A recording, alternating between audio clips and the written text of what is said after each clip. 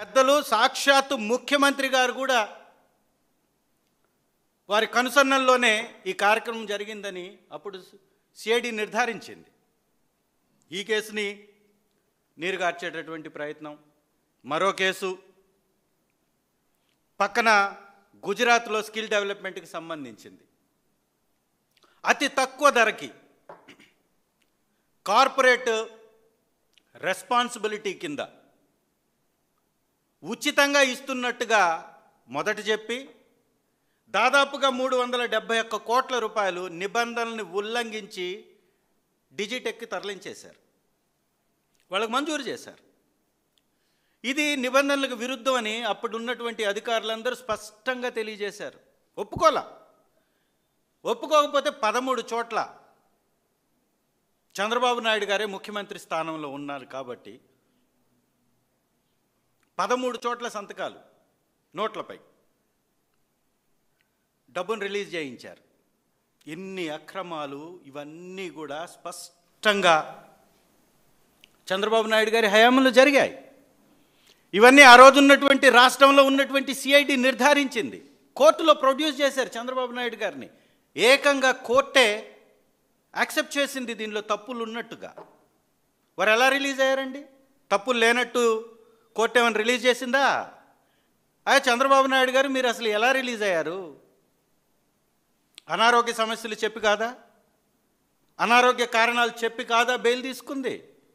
మరి వాళ్ళ బెయిల్లో ఉన్నటువంటి నిబంధనలన్నిటిని ఉల్లంఘించి ఈ కేసులన్నిటి మీద అధికారం చలాయిస్తూ అధికారుల్ని భయపెడుతూ ఒక రకంగా గుండాయిజమే ఇది.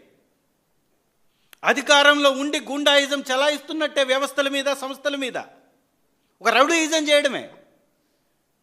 మీరు కానీ కేసులు విత్డ్రా చేసుకోకపోతే, మీరు కానీ కేసుల్ని మూయించే విధంగా ప్రయత్నం చేయకపోతే మీ మీద ఖచ్చితంగా చర్యలు ఉంటాయని భయపెట్టి ఈ కేసులన్నీ తప్పించుకునేటటువంటి ప్రయత్నం.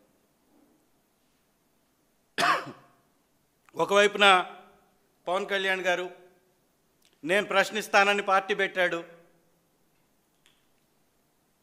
క్షమించాలి, నేను ప్రశ్నిస్తానని పార్టీ పెట్టాడు. ఇవాళ ప్రశ్నిస్తున్నటువంటి మాపై కేసులు పెట్టిస్తున్నాడు.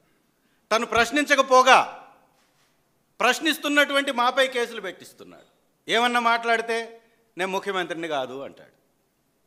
నువ్వు ముఖ్యమంత్రివి కానప్పుడు, వ్యవస్థల్లో జరిగేటటువంటి తప్పిదాలని మాట్లాడలేనప్పుడు, చంద్రబాబు నాయుడు గారి అవినీతి భాగోతం చిట్టా మీకు తెలిసి మీరు అనేక సభల్లో మాట్లాడింది వాస్తవమైనప్పుడు, మీ ప్రభుత్వంలో ఉన్నటువంటి పెద్దల యొక్క ఒత్తిడితో ఈ కేసులన్నీ నీరు గారిపోతూ ఉంటే ఎప్పుడు ప్రశ్నిస్తావు? రాష్ట్రంలో ఉన్నటువంటి రైతులకు అన్యాయం జరిగితే ప్రశ్నించలేవు. నేను ముఖ్యమంత్రిని కాదని ఒకసారి అంటావు, నేను హోంమంత్రిని కాదని ఒకసారి అంటావు.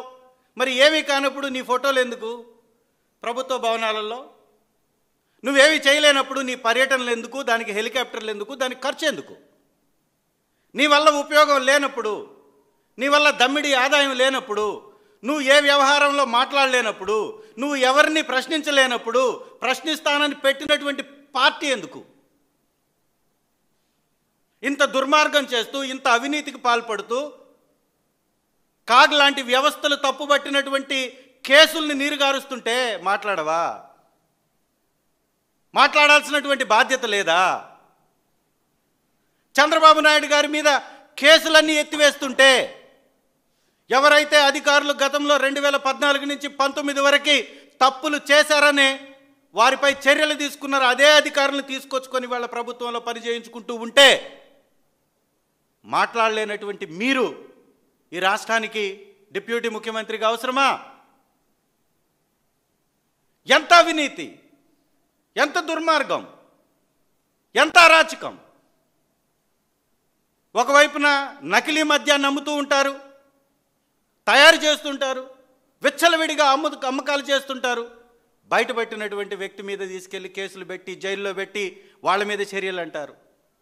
ఇంకొక వైపున 270 రూపాయలకి 2014 నుంచి 19 వరకు నెయ్యిని మీరు కొని అనేక సందర్భాల్లో అది రిజెక్ట్ అయ్యి అనేక శాంపిల్స్ని వెనక్కి పంపించి ఆ తర్వాత మా ప్రభుత్వం వస్తే 300 పైచిలకు రేటు చెల్లించి అన్ని నిబంధనలకు అనుకూలంగా నెయ్యిని తీసుకొని తిరుమల తిరుపతిలో పవిత్రతను పెంచుతూ ప్రత్యేకంగా నెయ్యి తీసుకోవడానికి ఒక గోశాలను నిర్మించారు